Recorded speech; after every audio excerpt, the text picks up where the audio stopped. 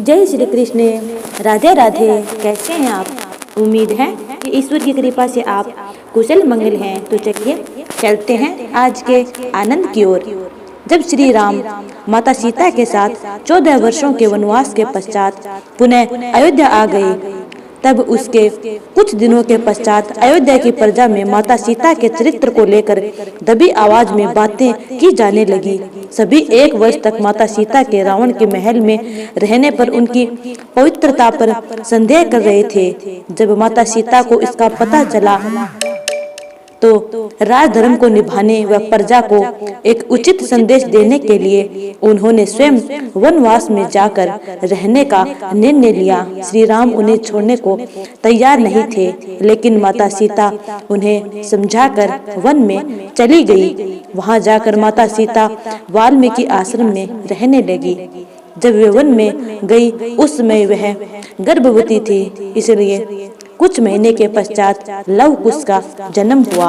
Love कुश को अपनी माँ का असली नाम पता नहीं था। वे उन्हें वनवती के नाम से ही जानते थे, न ही उन्हें श्री राम के अपने पिता होने का ज्ञात था। माता सीता व लव कुश का असली परिचय केवल महर्षि वाल्मीकि ही जानते थे। जब लव कुश बड़े होने लगे तब महर्षि वाल्मीकि ने उनकी शिक्षा प्रारंभ कर दी। लव कुश अपने गुरु व माता के सानिध्य में रहकर अस्त्र शस्त्र चलाना सीखते थे। महर्षि वाल्मीकि ने उन्हें छोटी आयु में ही अस्त्र शस्त्र विद्या में पारंगत कर दिया तथा समय आने पर उन्हें कई दिव्य अस्त्र भी प्रदान किए। इसी के साथ उन्होंने दोनों शिष्यों को संगीत विद्या में भी पारंगत किया। उन्होंने अपने द्वारा लिखी गई रामायण लव कुश को छंदबद्ध तरीके से रटा दी थी। अब दोनों बालक अस्त्र शस्त्र विद्या के साथ साथ संगीत में भी निपुण हो चुके थे। एक दिन जब उनकी माता व गुरु पूजा करने कुछ दिनों के लिए आश्रम से बाहर गए हुए थे, तब आश्रम की सुरक्षा का भार उन्होंने दोनों पर ही रखा था।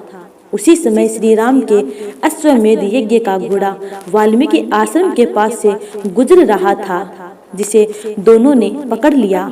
उन्होंने श्री राम के उस घोड़े को पकड़कर श्री राम के राज्य को चुनौती दी। इसके 2 मुख्य कारण थे।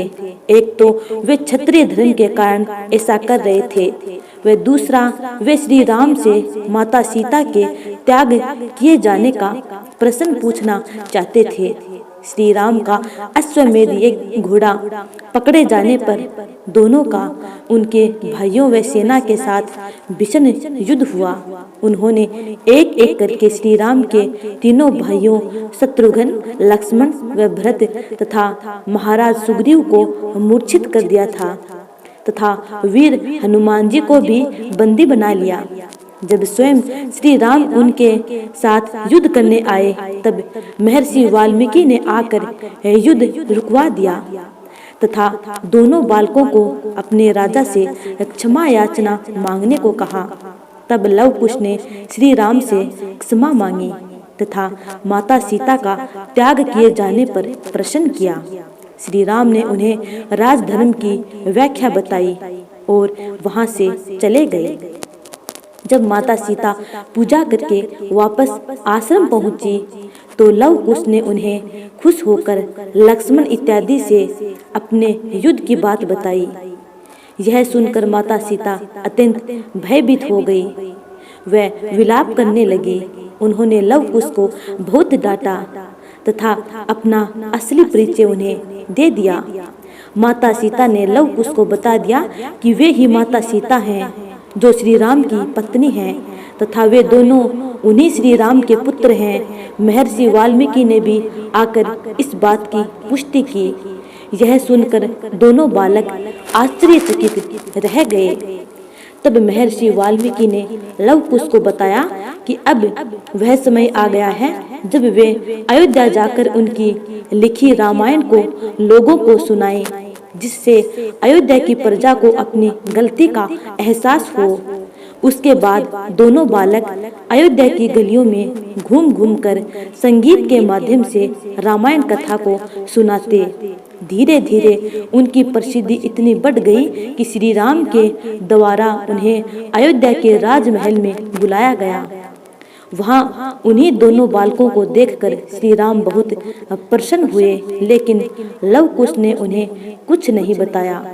उन्होंने केवल अपने पिता की चरण वंदना की तथा अगले दिन राज दरबार में रामायण कथा सुनाने का कहकर चले गए। अगले दिन राज दरबार प्रजा से खचाखच भरा था तथा सभी राज परिवार के सदस्य, गुरुजन, मंत्री, सैनिक वहां उपस्थित थे।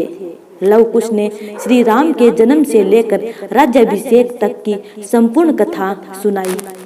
वह सभी प्रजावासियों ने बहुत प्रसन्न होकर सुनी। माता सीता के वनवास में जाने के बाद की कथा कोई नहीं जानता था। जब लव कुश ने अयोध्या की प्रजा का माता सीता पर संदेह करना, माता सीता के त्याग व उनके वन में जाने के बाद की कथा सुनाई तो सब अचंभित रह गए थे। श्री राम राज सिंहासन पर बैठे बैठे ही भावुक हो उठे थे तथा आश्चर्य से उन्हें देख रहे थे। किसी को समझ ही नहीं आ रहा था कि उन दोनों बालकों को माता सीता के वनवास में जाने के बाद का जीवन कैसे पता है। तब लव कुश ने माता सीता के अभी तक की कथा को सुनाकर भरी सभा में स्वयं को श्री राम का पुत्र बताया। यह सुनकर सभी प्रजाजन में कोलाहल व्याप्त हो गया तथा सभी तरह तरह की बातें करने लगे। श्री राम ने प्रजा में कोई भी संदेह न रहे, इसके लिए माता सीता को स्वयं यह कहने को कहा कि वे दोनों उन्हीं के पुत्र हैं। अगले दिन दरबार में लव कुश के साथ उनके गुरु महर्षि वाल्मीकि व माता सीता उपस्थित हुए। महर्षि वाल्मीकि ने बहुत प्रयास किया, लेकिन श्री राम ने माता सीता को ही वचन लेकर यह बोलने को कहा। इसके बाद माता सीता ने सभी प्रजाजन के सामने यह घोषणा की कि यदि लव कुश श्री राम व माता सीता के ही पुत्र हैं तो यह धरती फट जाए व माता सीता उसमें समा जाए। यह सुनकर दोनों राजकुमार विलाप करने लगे व माता सीता को उन्हें छोड़कर नहीं जाने को कहने लगे। तब माता सीता ने दोनों बालकों को श्री राम की शरण में जाकर उनको सेवा करने के आदेश दिए तथा स्वयं धरती में समा गई। माता सीता के धरती में समाने के पश्चात श्री राम विलाप करने लगे तथा अंत में अपने गुरु के परामर्श पर लव कुश को खुशी खुशी अपने पुत्र रूप में स्वीकार कर लिया।